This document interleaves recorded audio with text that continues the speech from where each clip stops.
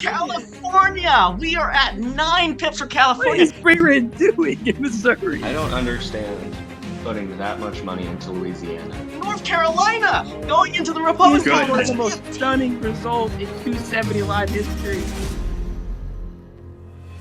Good afternoon, Dayton, Ohio. My name is Steven, and I am joined with Riley. We are commentating the first round matchup, our play-in game to the third annual 270 Live tournament between the 8 seed Srish and the 9 seed Abigail. It is a wonderful afternoon to do some 270, isn't it? It's great afternoon to do 270. What do we like about this matchup here, Riley? I mean, these are two rookies that, are just really hungry to prove that they can be successful on the 270 stage. Obviously, they're going into kind of a buzzsaw with the number 1 seed Keegan next round, but I think both of these, candidates are going to be really excited to prove themselves on this stage. So I'm really excited to see this matchup.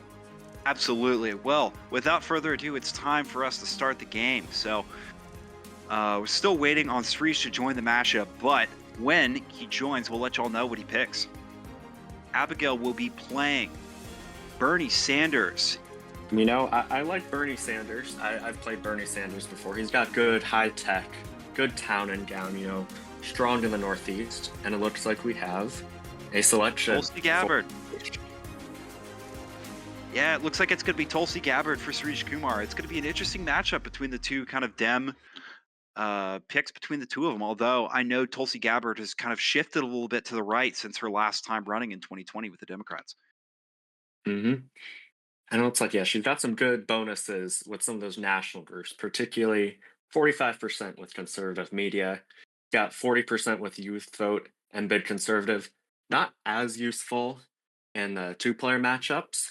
So I'm really interested to see what these two players do in their first turns. It's going to be really interesting to see who goes for that manufacturing base and the town and gown, because those are both bonuses that both of them are really looking to secure in this matchup. Mm-hmm. So if you're Tulsi Gabbard, what do you think your strategy here? You have all the bonuses for national groups. Are you risking it with the national groups in a two-player matchup? I wouldn't say so. I think, when you have the unpredictability of a 3-person, a 4-person, I think it gives you a little bit more freedom. I think there's the amount of turns and the amount of money that you have to sink into it when it's a 2-person match. This is every turn is going to matter in these types of games, and I'd be surprised if she went for national groups, but that's always a potential.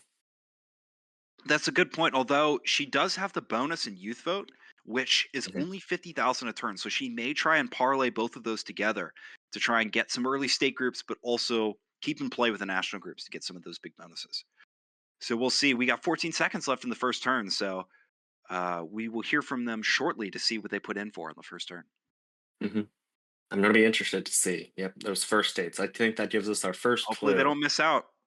Hopefully not. Let's listen in now.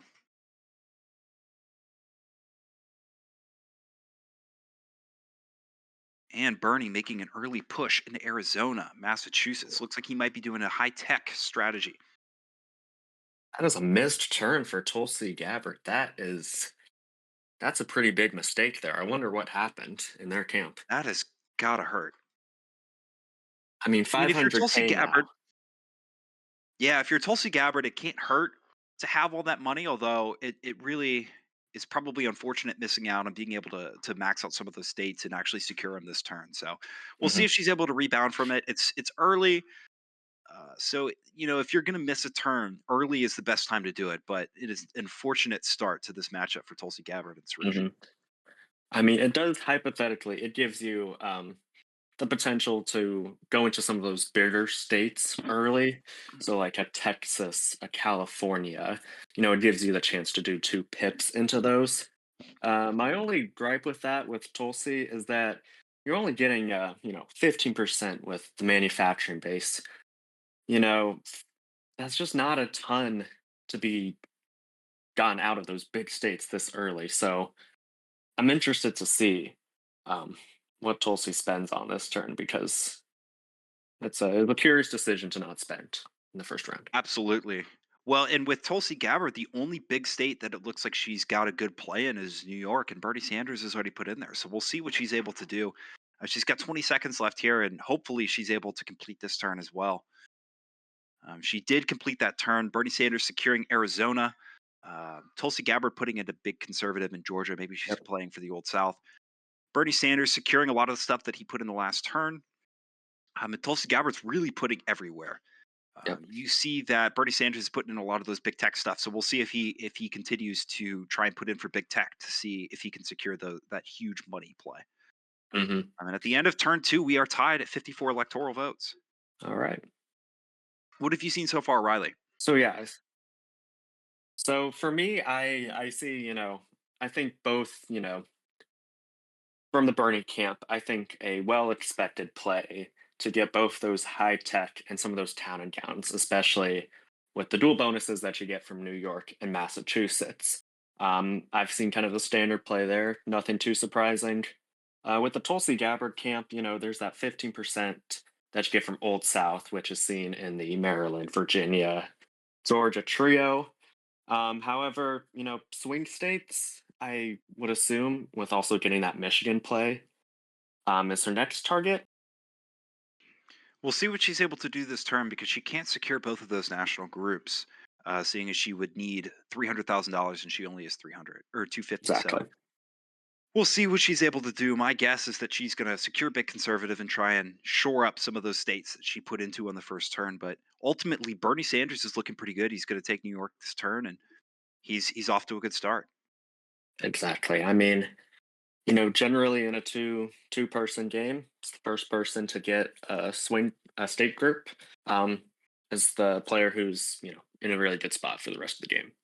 And Tulsi Gabbard refuses to put in for big conservative, so it's going to take her another turn to get those national groups. It's really kind of shocking as Bernie Sanders takes town and gown. Like if you're going to go for national groups as a player, you really got to put into that as quickly as possible. And it seems as though she's kind of holding back and waiting. Um, I don't know. Yeah, Have you seen anything on that I, strategy? I, I don't understand. I guess if I were playing as Tulsi, I think I would have concentrated on one of those groups and gotten the bonuses right away because right now you just spend a lot of money and you'll probably get both of those bonuses within the next turn. But that's another turn that you have without any additional money coming in, and especially while Bernie just got town and gown. I think that's an early hole. Absolutely. It seems as though, and she puts in one extra That's over big shocking. conservative. I'm not sure what Srish is doing. It seems as though he's trying to put into too much at the same time, and we'll really see if that comes around to bite him in the butt as we get further along in this game. He does secure both big conservative and youth votes. We'll see if he's able to use if he's But able to just an excuse me if he's just able an to use that money as he gets further on. but just a wasted 100K in the bid conservative. I mean, that is just baffling to me. We're going to go down to our sideline reporter Ryan. Are you hearing anything about Srish's strategy as we're going forth in the beginning of this game?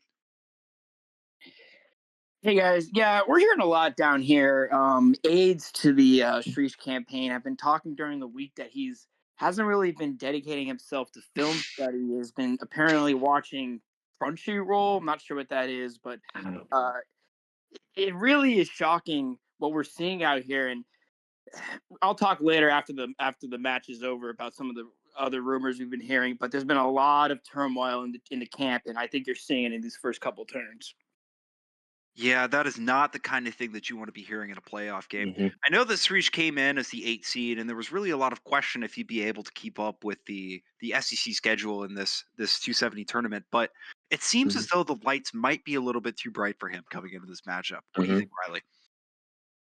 It was just it's curious so far. I mean, it's only 54 electoral votes, and let's see what comes in on this turn. As Bernie Sanders moves one step closer to Florida, it's very curious that he didn't secure it. I don't know if he had enough money to do so. And there's a Ooh. confliction in North Carolina that's going to be quite a lot of money. That's $85,000 down the drain for both of those people. So that is going to have a lot of effect on this as Tulsi Gabbard goes into Texas. Ooh. And at the end of turn 5, Abigail is at 132 electoral votes with Town and Gown, and Tulsi Gabbard as Srish has 94 electoral votes in Brit Conservative and the Youth vote.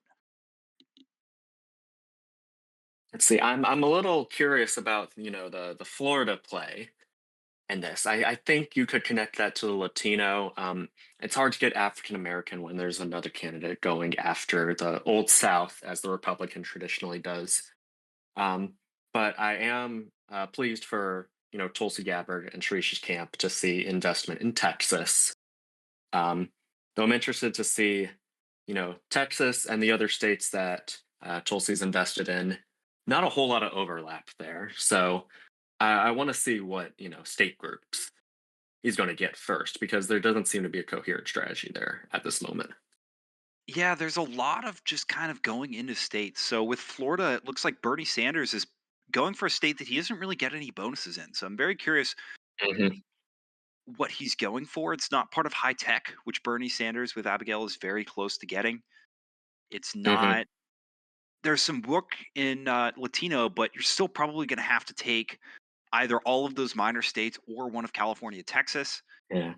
as turn 6 finishes up. Here we Tulsi go. Gabbard going into a bit of the Old South with Arkansas and Alabama. Bernie Sanders controlling Florida and the District of Columbia as well as Iowa. Tulsi Gabbard going into a few of those oil and gas states. Bernie Sanders taking Mhm. some of those town and gown states.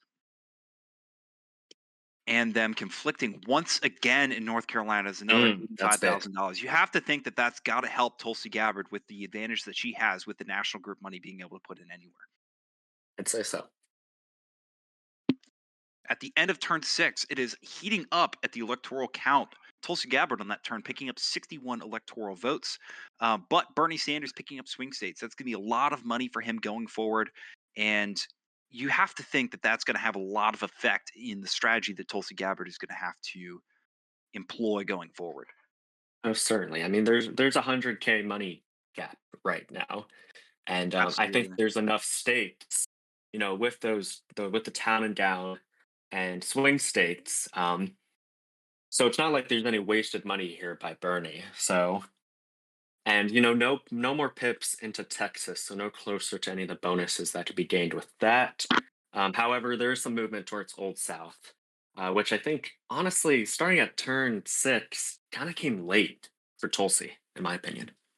Absolutely, especially with that small bonus. It's what I've seen with Republicans is they frequently, if you're going to get Old South, you got to do it as quickly as possible, or it's really not a priority for you. And to make it a priority coming turn 7 is really going to put you behind the 8 ball. One big problem that Exactly. Tulsi Gabbard has is that a lot of her states that she currently has are all swing states. You got to think that that's going to affect Sarish's ability to defend those states that he already has. Oh, certainly. I mean, that's, oh, we see Michigan As is Tulsi gained. Gabbard secures Michigan and North Carolina North Carolina, that's big. and Nevada. That's really big. Tulsi has secured a lot of states on this, so we'll see what bonuses she gets at the end of this turn. If I had to guess, she's got to be pretty close to manufacturing, although she doesn't have Texas secured, so that will probably be the biggest prevention from her doing that, as she does secure Old South. Old South. That'll be important. We're going to go We see down to Bernie. our sideline reporter with Keegan Fong to see if he has anything coming out of the Forsyth camp. Hey guys, down here at the Abigail camp, they're feeling optimistic. Cautiously optimistic, I might add, but optimistic nonetheless. They've really liked how this game has progressed so far, and they really feel like this is a payoff for all those hours spent in the lab, grinding film, and practicing for this important matchup. I will say, keep an eye out. I have heard some rumblings about potentially a pretty big move coming in the next couple of terms. She's really been prepping for it, and that could be something that could shake this game up and lead her to victory. Awesome. Thank you, Keegan. So you hear kind of the difference between the two teams in the camps. You have Abigail on the one hand. Mhm. She's the underdog. It's the 8-9 matchup. It's not really a true underdog, but you do have that kind of chip on your shoulder mentality coming in that matchup, and you have a lot more film study compared to Srish, who on the other hand is spending most of his time watching Crunchyroll. You have to think that that has an effect on the matchup. I mean, I think certainly. I think just, 270, it's a game where, knowledge is really important. And as we see, the turn finish, let's see What states to invest in? Oh, as Bernie Sanders Bernie, secures wow, Michigan, taking a that's key big. state from That's big. Srish. And to confirm it too, that's really big. You got to think that that's got to have a big effect on high tech. That's got to bring Bernie Sanders one step closer to getting that, as And he does African secure African American American and high high tech. tech. Oh That's a man, big turn. What a this looks smart like play. this may have the potential to snowball here. I mean, I think we're going to see Tulsi most likely get Texas that next turn, and so potentially nullify, um, some of the future state groups.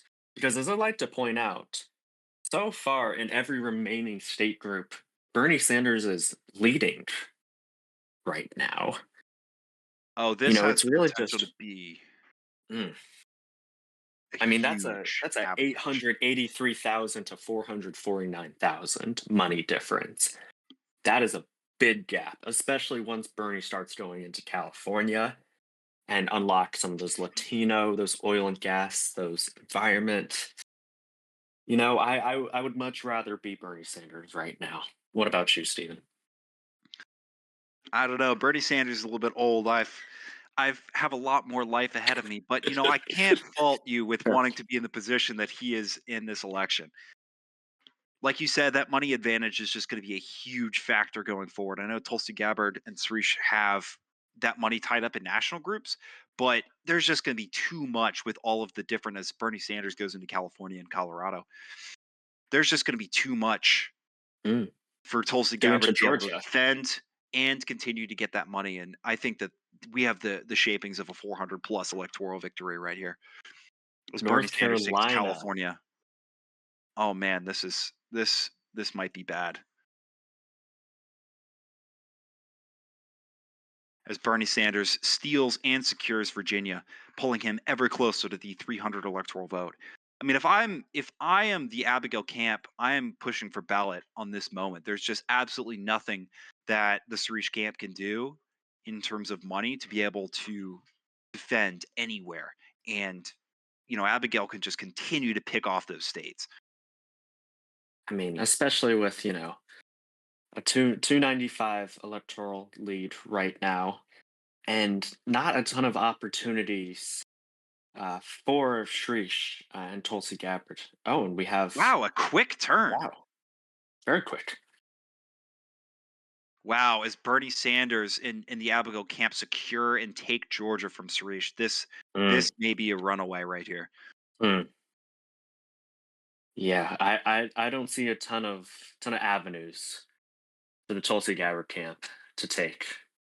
Srish does take North Carolina back, which helps him a bit, but with that, with that swing state money, you really wonder if Srish and the Tulsi Gabbard camp are going to be able to continue to defend that state as Mhm. Srish takes manufacturing base. The thing here I is, mean, it just seems as though Tulsi is a step slow on everything that they're trying to do. They did take youth vote and big conservative. They did take that manufacturing base and the old South, but everything just happened, 3-4 turns after they probably could have, and it has really affected their ability to take the other state groups. and again, it's just you look at their map, and there's not a wide level of investment. I mean, Michigan, Virginia, Georgia, North Carolina, those are the only four states where they have overlap. And with a, 110 electoral vote gap, that's just not. I don't see where Tulsi's going to be able to make up this, especially when it seems like Bernie will most likely secure California and money bonuses that come alongside that next term. Absolutely. There's just nowhere that Srish can pick up those electoral votes, and he's just going to be at a huge money disadvantage defending what little he has left. This is really, I mean, you have to wonder if that mistake on turn 3, putting in the 1 pip into the national groups to not secure it, really just snowballed into what we're seeing here, because this is turning into a blowout in that first matchup. Ooh. And as you see, Bernie Sanders is putting in as he takes and secures North Carolina, putting into so many of those states that Srish has, and Srish is just not going to be able to defend himself. No money spent. The Old South is lost on Oh, that turn. you Export have to think. agriculture Latino. Oh man, you have to think that Bernie Sanders and the Abigail camp are pushing for ballot because I would there is absolutely nothing that Srish can do from this point I forward. would push for ballot just to make this humane at this point. Honestly, We're hearing a report from this our sideline reporter on the Srish camp, Ryan. We're hearing that he's potentially throwing in the towel on turn 12. Can you speak to that? You were hearing some rumors. I do think that he'll be sticking it out here until the end. But let me just tell you, there's a lot of turmoil going on behind the scenes here. I'll be talking about it more during the post-game interview.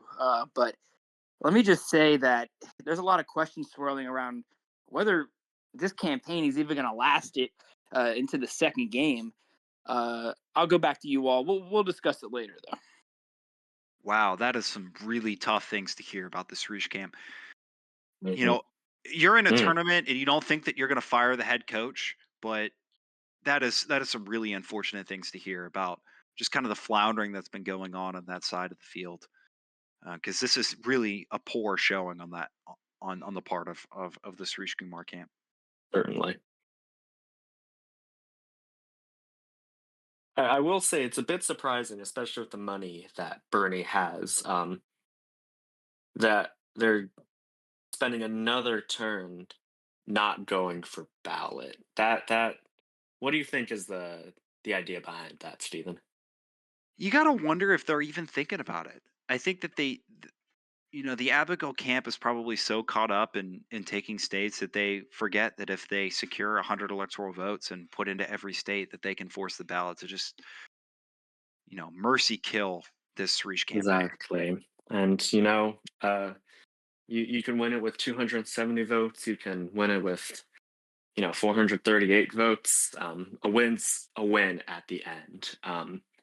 And if I were in the Bernie camp, I would be pushing for ballot. But with some of the posts with pregame chatter beforehand, I can't say I necessarily blame them for wanting to potentially pick off some states. But it just feels like the inevitable is being delayed here.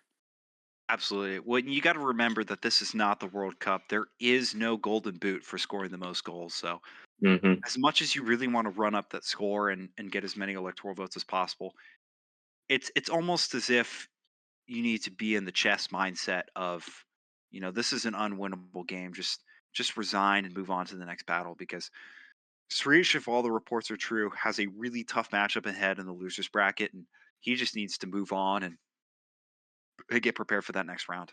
That's another no spend by Tulsi's camp. I mean, that might be what you were saying in terms of putting the king down. That might have just been what this turn was. And you really got to wonder what the Abigail camp is doing to have their opponent just give up and not even put into New Jersey. Is New Jersey that bad of a state? I might argue yes, but you still got to put into it in 270. I mean, I would say so. I do think it's a little curious, maxing out certain states, investing in certain states where there's no Shrish investment. That is a little curious to me, but it does look like we're having some investment into You those got to unclaimed wonder. states. You got to wonder if there's any personal animosity between the two because this is really it feels personal with all the states that Abigail is putting into. I mean, it feels personal with New Jersey again. No investment in there. Nobody wants to I put money into New Jersey. Once again, I can't blame them. Exactly, but somebody's got to finish this game. But Bernie Sanders does have Latinos, so there's really no excuse when they get 75,000 a turn, with There Latinos. is this is the first turn in a while where we see that Tulsi has a money advantage over Bernie. However, I don't think that's going to be much use this late in the game, but it's curious to see, at this point. Well, she hasn't spent in 2 turns, so I think she's really she's content with losing gracefully and giving up. But Bernie is not accepting that white flag.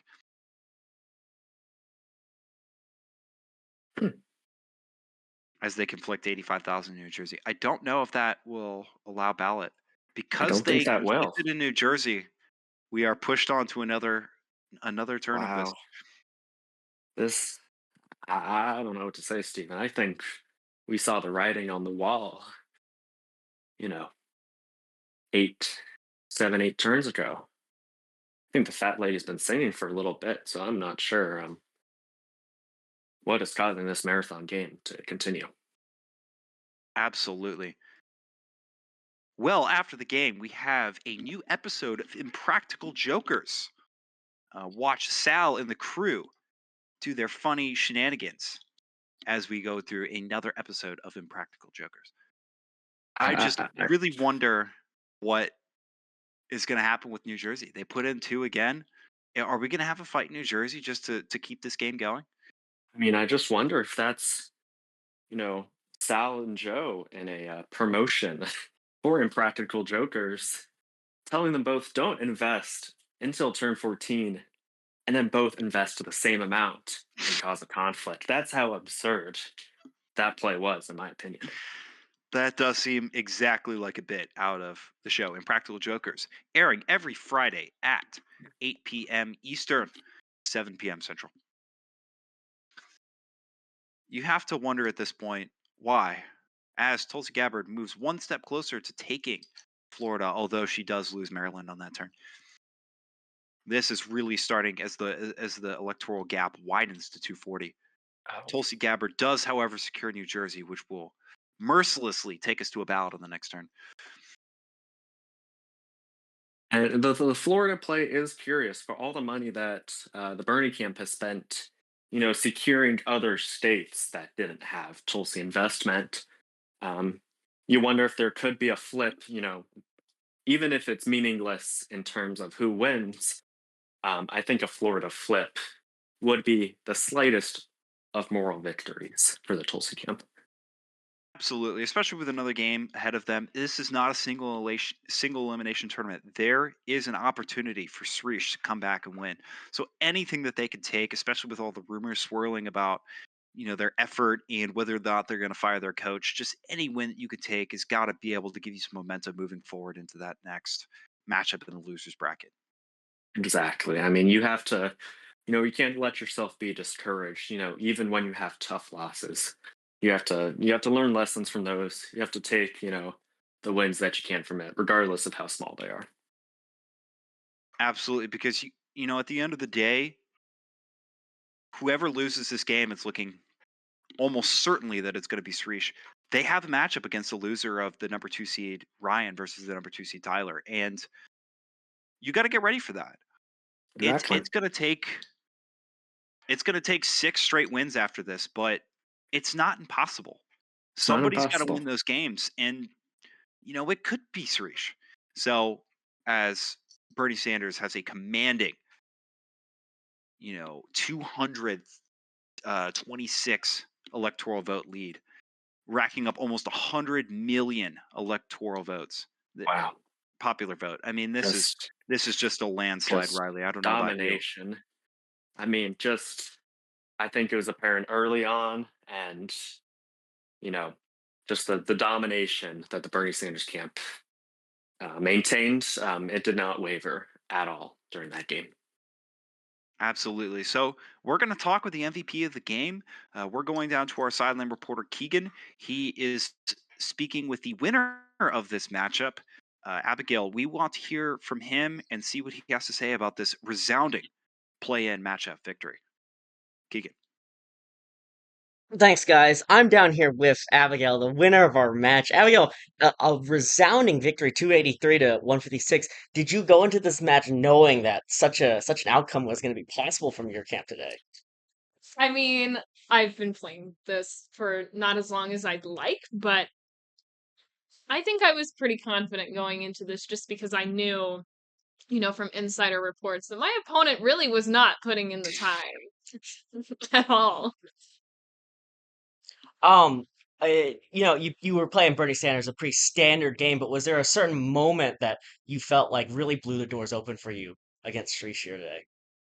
I don't know. I think maybe I confused everybody a lot by going for Florida, but I think what you all didn't understand is I was trying to do swing states first, which I guess is not a very commonly used strategy. I don't know.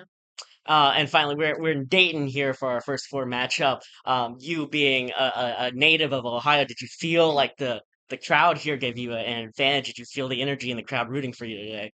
You know, the people from Ohio, we stand beside each other. Listen to the rest of the country screaming for the Buckeyes right now.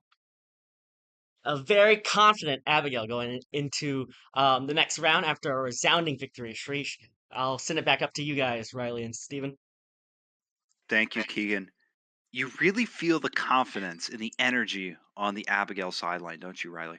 I think an earned confidence with how resounding that win was. Let's just hope that that confidence and the strategies that she took into this, let's see how it goes continuing throughout the tournament.